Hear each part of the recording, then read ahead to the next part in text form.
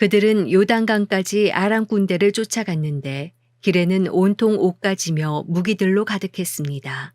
아람 사람들이 급히 서둘러 도망치면서 내버린 것들이었습니다. 그래서 사람들이 돌아가 왕에게 보고했습니다. 그러자 백성들이 밖으로 나가 아람 사람들의 진영에서 물건을 약탈했습니다. 그리하여 고운 밀가루 1스아가 1세겔에 보리 2스아가 1세겔에 팔리게 됐습니다. 여호와께서 말씀하신 대로였습니다. 전에 왕이 신임하는 장관을 세워 성문을 맡도록 했었는데 그 장관이 성문길에서 사람들에게 밟혀 죽었습니다. 왕이 하나님의 사람에게 내려갔을 때 하나님의 사람이 예언한 대로였습니다.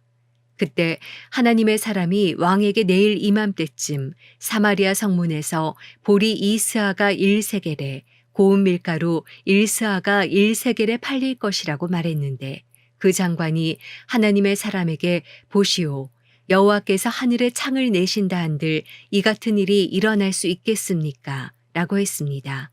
이에 하나님의 사람이 대답하기를 내가 내 눈으로 직접 보게 될 것이다. 그러나 너는 그것을 먹을 수 없을 것이다 라고 했었습니다. 그런데 이 일이 정말 그 장관에게 일어났습니다. 그가 성문길에서 사람들에게 밟혀 죽었습니다. 열왕기하 8장. 엘리사가 전에 아들을 살려주었던 여인에게 말했습니다. 당신은 가족들과 함께 일어나 가서 지낼 만한 곳에 머물러 있으시오. 여호와께서 기근을 불러 일으키셔서 앞으로 7년 동안 기근이 내릴 것이니 말이오.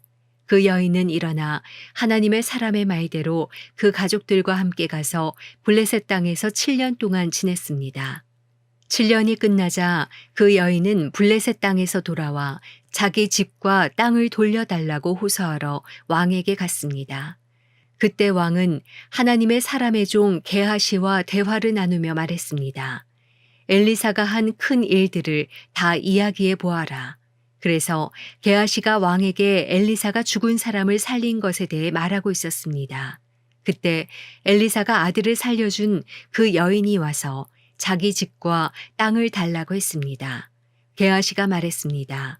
내 주 왕이여, 바로 이 여인입니다. 엘리사가 살려낸 사람이 이 여인의 아들입니다. 왕이 여인에게 묻자 여인은 그에게 말해 주었습니다. 그러자 그는 그 여인을 위해 관리 한 사람을 세우고 말했습니다. 이 여인에게 속했던 것을 모두 돌려주어라. 그녀가 이 땅을 떠난 그날부터 지금까지 거두어들인 모든 수확도 합쳐서 주어라. 엘리사는 다메섹으로 갔습니다. 그때 아람 왕 베나닷이 병들어 있었습니다. 왕은 하나님의 사람이 왔다는 소식을 들었습니다. 그가 하사엘에게 말했습니다. 내가 선물을 들고 가서 하나님의 사람을 만나라. 그를 통해 여호와께 내가 이 병에서 낫겠습니까? 하고 여쭤보아라. 그리하여 하사엘이 엘리사를 만나러 갔습니다. 하사엘은 다메섹의 모든 진귀한 물건들로 준비한 선물을 낙타 40마리에 가득 싣고 가서 엘리사 앞에 서서 말했습니다. 당신의 아들 아람 왕 베나닷이 나를 보내 내가 병이 낫겠습니까? 라고 물으라고 했습니다. 엘리사가 대답했습니다. 가서 왕에게 말하여라. 왕은 반드시 나을 것이다. 라고 말이다. 그러나 여호와께서 내게 보여주셨는데 그는 분명 죽을 것이다. 그리고 엘리사는 하사엘이 부끄러움을 느낄 만큼 그의 얼굴을 쏘아보다가 마침내 울기 시작했습니다. 하사엘이 물었습니다. 내 주께서 왜 우십니까? 엘리사가 대답했습니다. 내가 이스라엘 자손들에게 어떤 해를 끼칠지 내가 알기 때문이다. 내가 이스라엘의 견고한 성에 불을 지르고 젊은이들을 칼로 죽이며 아이들을 땅바닥에 던져버리고 임신한 여인들의 배를 가를 것이다. 하사엘이 말했습니다. 개만도 못한 사람인 제가 어떻게 그런 엄청난 일을 하겠습니까? 엘리사가 대답했습니다. 여호와께서 내가 아람 왕이 될 것을 내게 보여주셨다. 그러자 하사엘은 엘리사 곁을 떠나 자기 주인에게로 돌아갔습니다. 베나닷이 물었습니다. 엘리사가 내게 뭐라고 말했느냐? 하사엘이 대답했습니다. 왕께서 반드시 낳으실 거라고 했습니다. 그러나 이튿날 하사엘은 두꺼운 천을 가져다가 물속에 푹 담근 다음 그것을 왕의 얼굴에 덮었습니다. 그러자 왕이 죽었습니다. 그리고 하사엘은 베나닷의 뒤를 이어 왕이 되었습니다. 이스라엘 왕 아합의 아들 요람 5년 여호사밧이 유다 왕으로 있을 때 여호사밧의 아들 여호람이 유다 왕으로 다스리기 시작했습니다. 여호람은 32세의 왕이 됐고 예루살렘에서 8년 동안 다스렸습니다. 여호람은 아합의 집이 그랬듯이 이스라엘 왕들의 길을 그대로 따랐습니다. 여호람이 아합의 딸을 아내로 맞았기 때문이었습니다.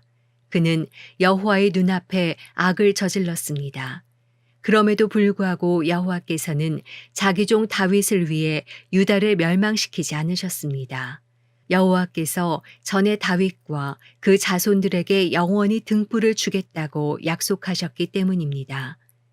여호람 시대에 에돔이 유다에 반역하고 그 통치를 벗어나 자기들의 왕을 세웠습니다. 그리하여 여호람은 자신의 모든 전차들을 모아 이끌고 사일로 갔습니다.